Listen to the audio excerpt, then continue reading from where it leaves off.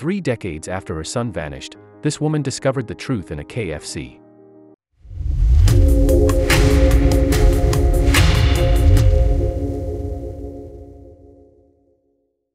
One moment, Lyneth Mann-Lewis had a newborn son and a loving husband, with whom she made a happy home, in short, everything she ever wanted.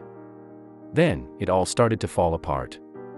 First, Lyneth and her husband, Allan Mann Jr., separated. Next, they had to go through a lengthy legal battle to decide on how they would raise their son, Jermaine Allan Mann. While all that seemed like enough trouble, she would soon experience the worst tragedy a mother can when Allan allegedly kidnapped Jermaine. For over 3 decades after they vanished, Lyneth searched all over the United States and Canada for her son and former husband.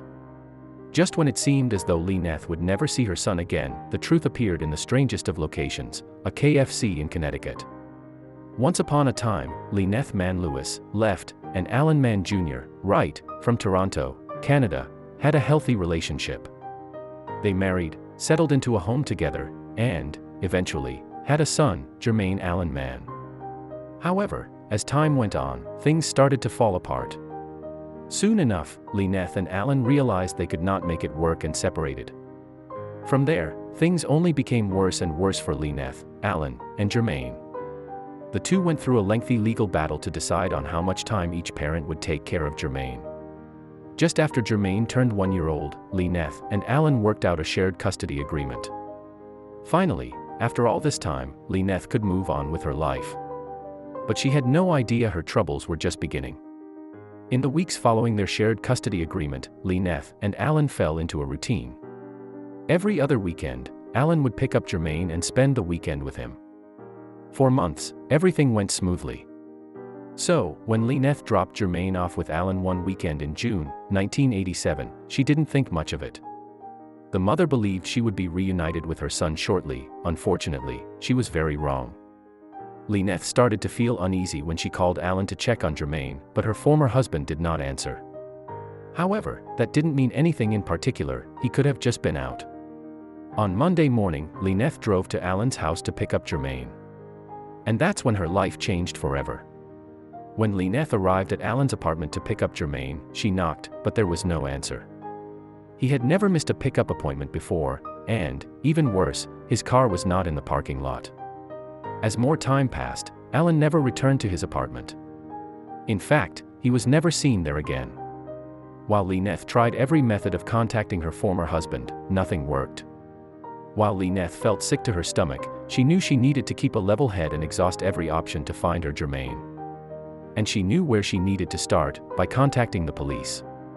So that's precisely what the worried mother did. When Lyneth Mann-Lewis arrived at the Toronto Police Service station, they took the case very seriously. Unfortunately, it was not the first time the police had dealt with a kidnapping, and they knew every second mattered. So, they started looking for leads and clues anywhere they could. For a moment, the case seemed encouraging. The police quickly found enough clues and evidence to start pursuing Allan and, hopefully, finding Jermaine. However, when the police followed the clues, they soon came to a massive hurdle. In fact, it would bring the case to a screeching halt, breaking Lyneth's heart in the process. The officers working the case of Jermaine's abduction were certainly not lazy. Incredibly, over the course of their investigation, they interviewed over 400 people. That's right. However, the more they investigated, the worse things looked for Lyneth. You see, the police soon discovered the Allan, seen below, had ways to obtain forged documents. In the end, the Toronto Police Department surmised that Allan had taken Jermaine over the border to the United States, using illegal documents to do so. That certainly made the case a lot harder. After all, it would now need to be taken up by United States police teams, and Lyneth had no idea where Allan had taken her son. The situation seemed hopeless. Thankfully, it was not entirely hopeless. It seemed the trail to Jermaine had gone cold. However, the Toronto police were able to give Lyneth some glimmers of hope. Through their interviews and investigation, the police felt confident that Allan and Jermaine had settled down somewhere in the northeastern portion of the United States. While the information eliminated most of the states, it still left over 162,257 square miles of land where Allan could hide, with forged documents bearing other names, no less. Decades passed, and all Lyneth could do was wonder about her son. Had he grown up well? Attended college? Made something of himself? The mother's heart broke at the thought of never knowing the answers to these questions. Eventually, Lyneth moved, and the case was transferred to the Calgary Police Service. There, Officer Ted Davis took an interest in the case. However, he soon found out why it had been turned into a cold case. "We were looking for a needle in a haystack, and this was a really, really big haystack," Davis later said. Incredibly, Davis did not let the size of the haystack scare him from Jermaine's cold case. He kept looking for leads and clues with great vigor. Deep inside, Officer Davis felt convinced he would come across something others had missed, which would lead him to Allan and Jermaine. Davis did what few other police officers would do: pursue a cold case until the end of his career. In fact, believe it or not, Davis continued to work with Lyneth to help find her son even after he retired. That's right. Soon enough, the retired police officer also teamed up with the Missing and Exploited Children's Society of Canada to find more leads. Throughout the years, Davis did much more than look for Jermaine. As you can see in the photo above, he also became a rock that Lyneth could lean on. "Ted encouraged me to be always believing," she said. Working with the Missing and Exploited Children's Society of Canada, Davis came up with a way to get the word about Jermaine's missing person case. Using state-of-the-art technology, the society created sophisticated photos of what Jermaine would look like as a young man. By this point, Lyneth had not seen her son in over 20 years. After creating the photos, Missing and Exploited Children's Society of Canada worked with other missing child agencies in the United States to spread the aged-up picture of Jermaine around. And not long after, more clues started popping up. Although it took nearly 30 years for new clues about Jermaine's whereabouts to emerge, Lyneth never lost hope. Whenever you talked to her, you could tell that she was still persistent and passionate about getting her son back, Officer Davis later stated. Finally, in 2016, Lyneth's hope and strength started to pan out. There was new information about her son's whereabouts. The new development started when Davis went to a police convention in 2016, where he gave a presentation on cold cases and missing children cases. There, he met some U.S. Marshals that wanted to help Lyneth find her son. And with all the technology at their fingertips, it did not take the Marshals long at all to find some information about Allan and Jermaine. As soon as they returned to Washington, D.C., the U.S. Marshals started working on locating Allan Mann Jr. and Jermaine. The first thing they did was look for any relatives or friends that Allan might have had in the United States. While it took some time, they discovered that Allan actually did have some distant relatives in the northeastern portion of the country. Of course, the Marshals immediately started contacting them and asking some questions. Soon enough, they learned the Allan and Jermaine had first settled down in the Bronx, New York City, after leaving Canada. After living there for nearly 20 years, Allan told different relatives different things. To some, the man said he and his son were relocating to North Carolina. To others, he said Connecticut. And that's not all the investigation turned up. To narrow down their search, the U.S. Marshals worked with the Missing and Exploited Children's Society of Canada. Using the advanced technology they possessed, the society managed to create a photo of what Allan looked like as an adult. Now, they had someone specific to look for. Afterward, the U.S. Marshals needed to do the long legwork. They started comparing the photo of aged-up Allan to driver's licenses in North Carolina, Connecticut, and New York. And one man, named Haley DeSouza, looked quite a bit like Allan. Could it be that they had finally discovered Allan's secret identity? The U.S. Marshals finally managed to determine that Allan had, in fact, changed his name to Haley DeSouza. He did so not only to hide from his former wife, but he also allegedly collected benefits from the U.S. government. And not just a little bit. Under the name DeSouza, Allan had managed to take nearly $55,000 in medical aid and $125,000 in housing benefits. If Allan was found guilty of all these crimes, he would go to prison first in Canada and then the United States. Needless to say, the U.S. Marshals upped their efforts to find Allan and Jermaine. By this point, a number of agencies had come together in order to bring a mother together with her long-lost son. In this Herculean effort, the Royal Canadian Mounted Police, the Toronto Police, the Department of Homeland Security, and, of course, the U.S. Marshals Service all came together to rescue a man who probably had no idea he had been kidnapped as a baby. But all the police agencies did not do the work alone. In fact, without the public's help and agencies like Missing and Exploited Children's Society of Canada, the case of Jermaine and Allan would have remained cold forever. Now, they were on the cusp of a massive discovery. Law enforcement officers had now determined that Allan was going by the name Haley DeSouza. As such, they soon managed to pull all of the paperwork Allan had allegedly illegally filed over the years. In addition to applying for government support, he had also filed for a new birth certificate for Jermaine, as well as Social Security. The birth certificate listed Jermaine's birthplace as Dallas, Texas, something the marshals knew was false. The illegally filed documents gave the investigators much more than Allan's history in the United States, however. It also revealed where he had settled down, Vernon, Connecticut. Over the next few weeks, the U.S. Marshals and Department of Homeland Security started closing in around Allan. Now that they had his fake name, Haley DeSouza, they were able to narrow down his location to Connecticut, in the city of Vernon. The marshals even had an address where Allan lived.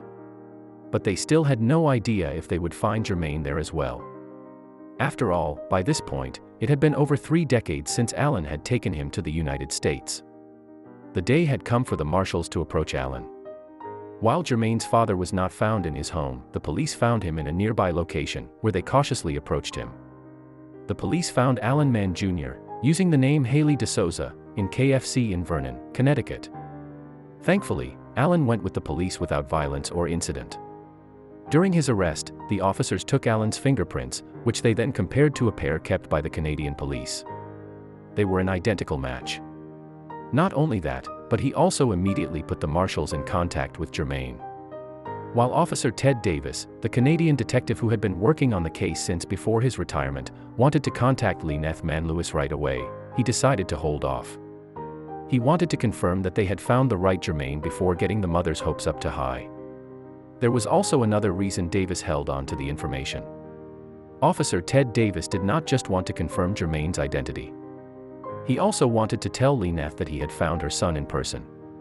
You can't tell someone, after waiting 31 years, over the telephone or FaceTime, "Hey listen, I found your son," Davis later said.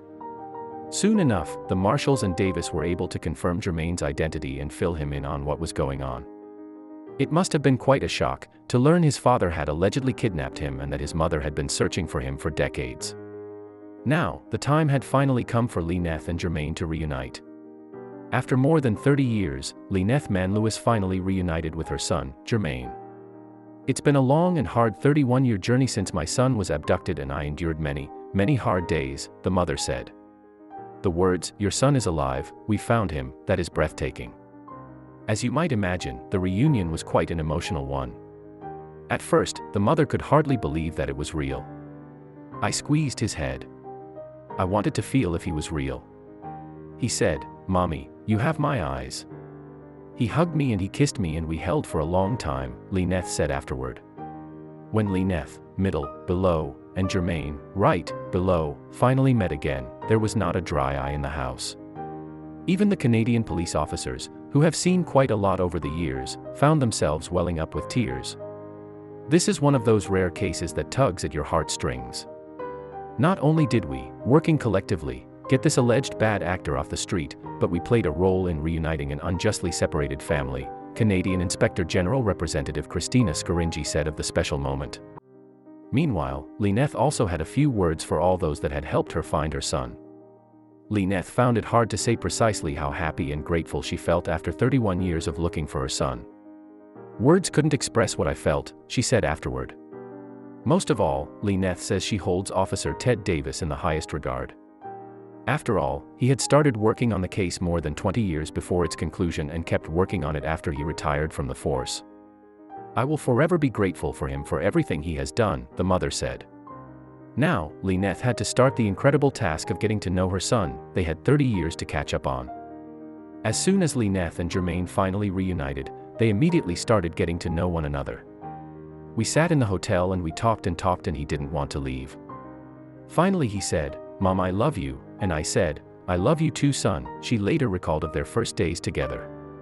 While Lyneth and Jermaine got to know one another better, there was another side of the investigation happening. The Canadian legal system was preparing to prosecute Allan Mann Jr. for his actions.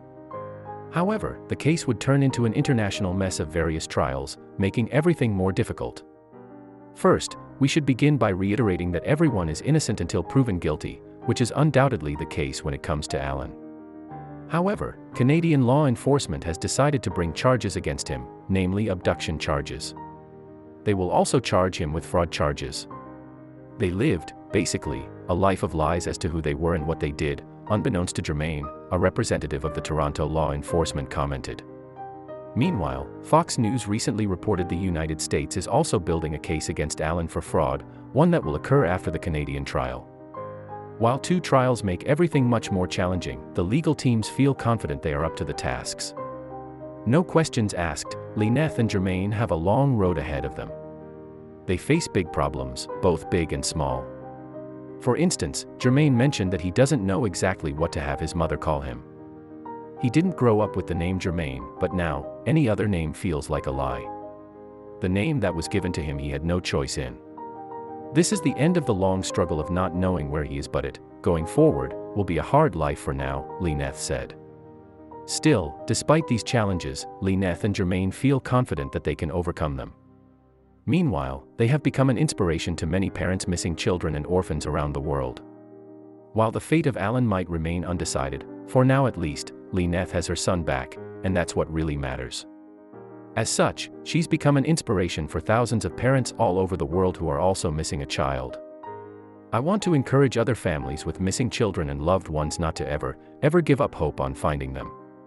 I am the proof that after 31 long years of suffering, 31 long years, one should never give up.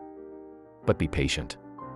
Be strong and believe that all things are possible and that anything can transpire, Lyneth said in a recent interview. The story of Jermaine and Lyneth is one of love and good news. It has a happy ending, all thanks to the power of people and technology teaming up to help find a missing boy. However, there are many other children who have been lost or kidnapped that have not had their happy reunion yet. So, let Jermaine and Lyneth serve as a reminder of how important it is to never give up on cold cases. Sometimes, interestingly enough, it's not the police who solve these cold cases. Rarely, a private investigator or retired police officer cracks the case. Other times, some of the people involved solving their own mysteries. Read on for one of these incredible stories. As stated, each year, sadly, thousands of children go missing. Some cases, like Jermaine and Lyneth's, are solved after decades. Even worse, some cases remain unsolved forever. One adopted man, Stephen Carter Jr., knew this pain all too well. You see, Carter enjoyed a seemingly normal childhood, despite being adopted. He went on vacations, had birthday parties, and did everything else a growing boy should do. However, as an adult, Carter found himself wondering where he came from. So, he decided to try and track down his birth parents. After doing a little digging, Carter could hardly believe what he found. He saw his own photo on a missing persons website. That's right. And things only became more strange from there. From a very young age, now 43-year-old Stephen Carter Jr. knew that his parents adopted him from an orphanage as a toddler. However, the rest of the details about how he arrived there always remained a mystery to him. Still, even as an adopted boy, Carter knew how lucky he was to end up in a loving, safe home. The best part of all, he loved his adoptive parents, Stephen Sr. and Pat. Everything seemed perfect.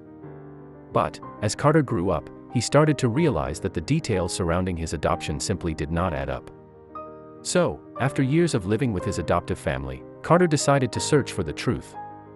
As he began, he had no idea his search would take him all over the United States, from the beautiful shores of Hawaii to the gritty streets of New York City.